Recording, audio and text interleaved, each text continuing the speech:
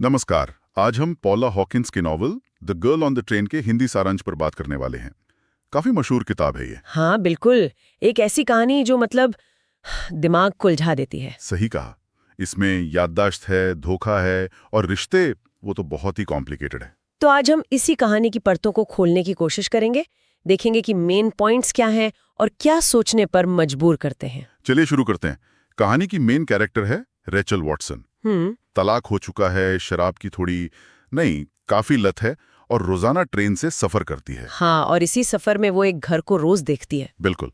और उस घर में रहने वाले जोड़े को, ये है मेगन और स्कॉट हिपवेल, वो अपने मन में उनकी एक परफेक्ट तस्वीर बना लेती है। जैसे उनकी जिंदगी एकदम सही है, कोई कमी नहीं। हाँ बिल्कुल वैसा ही। लेकिन फिर एक दिन वो ट्रेन से कुछ ऐसा देख लेती है जो उस परफेक्ट तस्वीर को तोड़ देता है। क्या देखती है वो? वो देखती है कि मेगन किसी दूसरे आदमी को किस कर रही है। ओहो, अच्छा।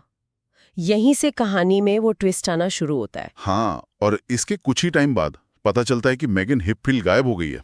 गायब मतलब मिसिंग? हाँ, और रेचल जिसने उसे आखिरी बार उस अजनबी के साथ देखा था, वो सोचती है कि शायद पुलिस को बताना चाहिए।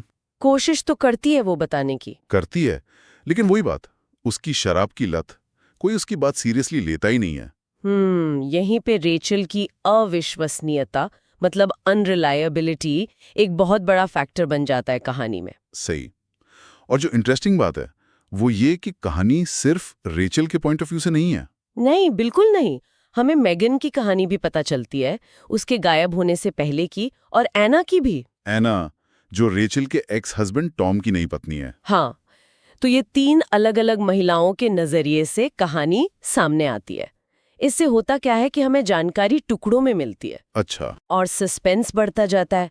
हमें समझ नहीं आता कि किस पर यकीन करें। हाँ, और रेचल जब खुद ही इस मामले की तह तक जाने की कोशिश करती है तो उसकी खुद की धुंधली यादें वो परत दर परत खुलने लगती हैं। उसे शक होता है कि शायद उस रात वो भी वहां थी जब मेगन गायब हुई। और फिर आता है वो शॉकिंग खुलासा। क्या? पता चलता है कि रेचल का जो एक्स हस्बैंड है टॉम वॉटसन, एना का पति, हाँ। वो सिर्फ एना का पति नहीं है, उसका मेगन के साथ भी अफेयर चल रहा था।